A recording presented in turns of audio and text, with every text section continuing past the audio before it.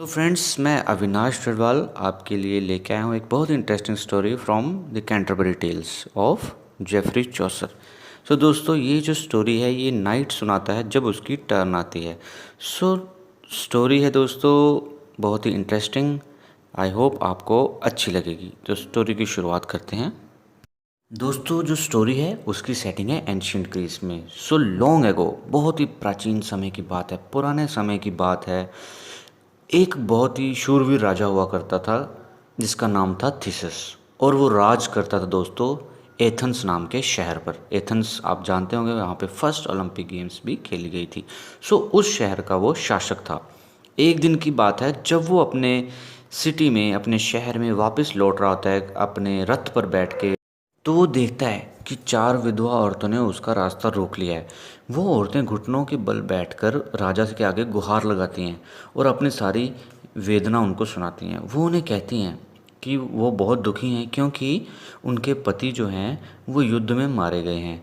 युद्ध हुआ है दोस्तों थीब्स शहर के लिए, जो राजा क्रियोन ने अब थीब्स को हथिया लिया है। अब वो लॉर्ड ऑफ थीब्स के नाम से जाना जा रहा है। और थीब्स जो शहर है दोस्तों, उसको बचाते हुए उनके पति जो हैं वो बलिदान दे चुके हैं अपना। लेकिन अभी प्रॉब्लम ये है कि वो जो क्रेओन राजा है, लॉर्ड ऑफ थीब्स, वो उनके मृत शरीरों को, उनके पार्थिव शरीरों को उनको लौटाने के लिए मना कर रहा है। वो चाहती हैं कि वो उनके अपने जो पति हैं, जो जिन्होंने बलिदान दिया है थीब्स के लिए, वो उनके अंतिम शरीरों के अंतिम संस्कार अच्छे से करें। लेकिन क्रियोन इज़ वेरी क्रूअल, वो इन सब चीज़ों के लिए राज़ी नहीं हो रहा है। ये सुनकर थीसिस को बहुत ही क्रोध आता है और वो अपनी सेना लेकर थीब्स की ओर मार्च करता है, कूच कर जाता है। अब दोस्तों, युद्ध में बहुत ही आसानी से वो क्रेओन को हरा देता है और थीब्स को अपने कब्ज़े में ले लेता है। और जब वो उनके पतियों के अवशेषों को, उनके विधवाओं को वापस करता है दोस्तों, तब वो देखता है कि युद्ध में दो जो घायल उसके एनिमी सोल्जर्स हैं वो बैटलफील्ड में, युद्ध भूमि में अभी भी पड़े हुए हैं, मृत्यु के नज़दीक हैं दोस्तों। अब वो उसको दया आ जाती है थीसिस को उनके ऊपर। वो उन्हें मारने की बजाय उनका मतलब ठीक उपचार करवाता है, उनकी वैद्य के पास देता है, उनको लेके जाता है, ठीक करवाता है उनकी इंजरीज़ को। लेकिन वो उन्हें लाइफ टाइम इम्प्रिजनमेंट की सज़ा सुना देता है अपने एथेनियन टावर में, जो उसकी जेल थी। दोस्तों, ये जो दो प्रिजनर हैं इनका नाम है पेलेमन एंड आर्साइट। दोनों कज़न हैं दोस्तों, कई सालों से जेल में बंद हैं। एक दिन स्प्रिंग मॉर्निंग में पेलेमन जो है उसकी नींद जल्दी खुल जाती है, जल्दी उठ जाता है सुबह। और वही जेल के बाहर खिड़की से देख रहा होता है कि वो, उसकी नज़र जो है बहुत ही सुंदर लड़की पर, सुनहरे बालों वाली लड़की पर पड़ती है दोस्तों। अब ये सुनहरे बालों वाली लड़की जो है, she is sister in law of Lord thesis, जिसका नाम है एमिली। दोस्तों, वो फूलों की माला बना रही होती है। उसको देखते ही फॉल्स इन लव विद हर।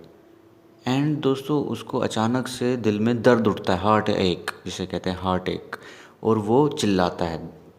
उसकी चिल्लाने की आवाज़ सुनकर जो उसका कज़न है आरसाइट, वो एकदम से उठ के आता है देखने के लिए कि क्या हुआ। और खिड़की की ओर देखता है, उसको झांकते हुए। जैसे ही खिड़की के बाहर झांकता है, वो देखता है सेम उसी खूबसूरत लड़की को फूलों के साथ। तो क्या होता है, he too falls in love with her. अब दोनों में बहस छिड़ जाती है, दोनों कज़न्स में। लेकिन धीरे थोड़ी देर बाद उनको पता चल जाता है कि बहस करने का कोई फ़ायदा तो है नहीं इस लड़की के पीछे, क्योंकि अब वो जेल में बंद है, कुछ कर तो सकते नहीं, ना छूट सकते हैं। सो उनके बीच में बहस थोड़ी देर बाद बंद हो जाती है। दोस्तों, कुछ दिनों बाद क्या होता है, एक और राजा की एंट्री होती है जिसका नाम है पेरोथियस। जो राजा पेरोथियस है वो दोस्त है राजा थीसिस का, और उन दोनों कैदियों में से एक कैदी का जिसका नाम है आर्साइट। अब दोस्तों, वो अपने दोस्त को छुड़वा लेता है राजा थीसिस से कहकर, और थीसिस एग्री कर जाता है एक शर्त पर कि आर्साइट जो है वो एथेंस से परमानेंट बाहर चला जाए और दोबारा यहाँ पे कभी ना आए। आर्साइड को लेकर वो थीव्स में चला जाता है दोस्तों। अब आर्साइड थीव्स में लौटकर खुश नहीं है, वो अभी भी दुखी है, क्योंकि वो जेलस फील कर रहा होता है अपने कज़न से जो अभी भी जेल के अंदर है। जेलस किस लिए करता है, क्योंकि उसे लगता है कि वो डेली जो सिस्टर इन लॉ है थीसिस की, उसको देख सकता है विंडो से। बस इतनी सी बात। वो ये चीज़ बर्दाश्त नहीं कर पा रहा होता है दोस्तों। उससे लगता है कि वो एमिली को नहीं देख पाएगा और वो डेली देखता रहेगा। और दूसरी ओर जेल में बंद जो पेलेमन है उसके मन में भी यही चीज़ भावना चल रही होती कि आरसाइड तो छूट गया है। अब वो क्या करेगा, अच्छा योद्धा भी हैं, दोनों अच्छे योद्धा हैं, तो आरसाइड क्या करेगा, अपनी आर्मी एक नियुक्त करेगा, जोड़ेगा, संयुक्त करेगा और एथेंस पे अटैक करके एमिली को फोर्सफुली जीत के ले जाएगा। अब जेल में बंद उसको भी एमिली की चिंता हो रही है और वो बाहर है उसको भी एमिली की। दोस्तों ये जो आरसाइड है ये अभी भी दुखी है, रिहा होने के बाद भी दुखी है। थीव्स में इसको खुशी नहीं मिल रही, चैन नहीं मिल रहा, क्योंकि इसका सुख चैन जो है अभी भी एथेंस में एमिली में अटका हुआ है। अब दोस्तों ये क्या करता है, लव सिकनेस की वजह से बहुत दुखी है और ये तरकीब लगाता है। ये क्या तरकीब लगाता है कि ये नाम बदलता है, भेष बदलता है और एथेंस में जा पहुंचता है और कैसे ना कैसे करके राजा थीसिस के यहाँ पर एमिली के ही चैम्बर में एक सर्वेंट बॉय का काम करने लग पड़ता है। लेकिन दोस्तों सर्वेंट बॉय रहकर वो एमिली को कैसे इम्प्रेस करता, तो वो एक दिन इसी फ्रस्ट्रेशन को निकालने के लिए जंगल में आ जाता है और अकेले ही अपने आप से बातें करता है और जो भी उसके मन में होता है एमिली के लिए बातें करता है, अपने आप से रोता है, चिल्लाता है। और इंसिडेंटली क्या होता है दोस्तों, इसी दिन उसका जो कज़न है पेलेमन वो भी जेल से भागकर वहाँ भागता बचता हुआ पहुँच जाता है और वो उसकी ये सारी बातें सुन लेता है कि ये अभी भी एमिली के लिए यहाँ पर भेष बदल के आ चुका है। अब दोस्तों क्या होता है, दोनों में आपस में बहस छिड़ती है कि एमिली मेरी है, पर आरसाइड कहता है मेरी है, पेलेमन कहता है मेरी है। तो दोनों बोलते हैं ठीक है ऐसे बात नहीं बनेगी, अभी हम दोनों में होगा द्वंद्व युद्ध। वो एक दूसरे को डुअल जिसे बोलते हैं, द्वंद्व युद्ध के लिए ललकारते हैं कि कल हम कोई समय डिसाइड कर लेते हैं, यहाँ मिलेंगे और आपस में लड़ाई करेंगे, जो हम में से ज़िंदा रहा, जो जीता एमिली होगी उसकी।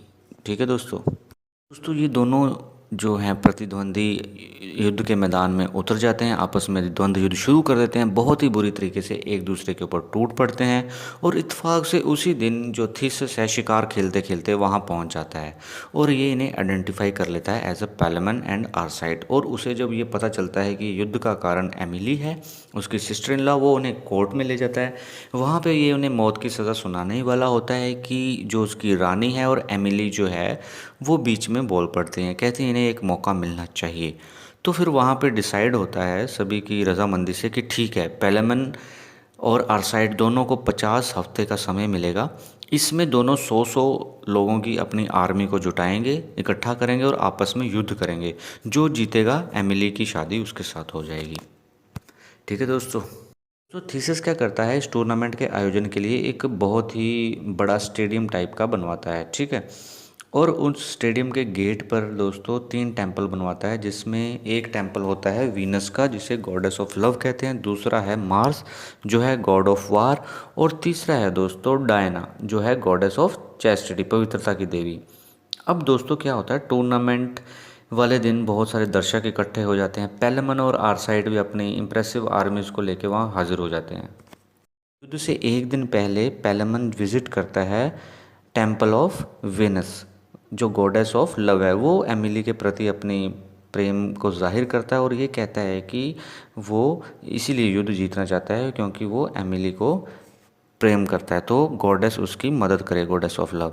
तो उसे वहाँ से कोई साइन मिलता है और टेंपल से, जैसे हमें कोई फूल गिर गया ऊपर से भगवान की मूर्ति से तो हम मानते हैं हाँ ठीक है, तो वैसे ही उसे कोई वहाँ से साइन मिलता है, तो वो सोचता है कि वही विजय होगा। और उसी शाम जो है एमिली भी जाती है डायना के टेंपल में जो कि गॉडेस ऑफ चैस्टिटी है, पवित्रता की देवी। वो वहाँ पे इस शादी को रोकने के लिए प्रार्थना करती है, लेकिन जो इमेज है उसमें से देवी अपेयर होती है डायना और उसे कहती है नहीं, किसी एक से तो शादी करनी ही पड़ेगी। तो ओबीडियंट एमिली क्या है, वापस अपने चैम्बर में चली जाती है। अब आरसाइट जो है वो जाता है टेम्पल ऑफ मार्स जिसे गॉड ऑफ वार कहते हैं, टेम्पल ऑफ मार्स में गॉड ऑफ वार के पास जाके प्रार्थना करता है अपनी विजय की। तो उसे भी पॉजिटिव साइन मिलता है वहाँ से, तो अब वो भी खुशी खुशी वहाँ से आ जाता है कि अगले दिन युद्ध में वही जीतेगा।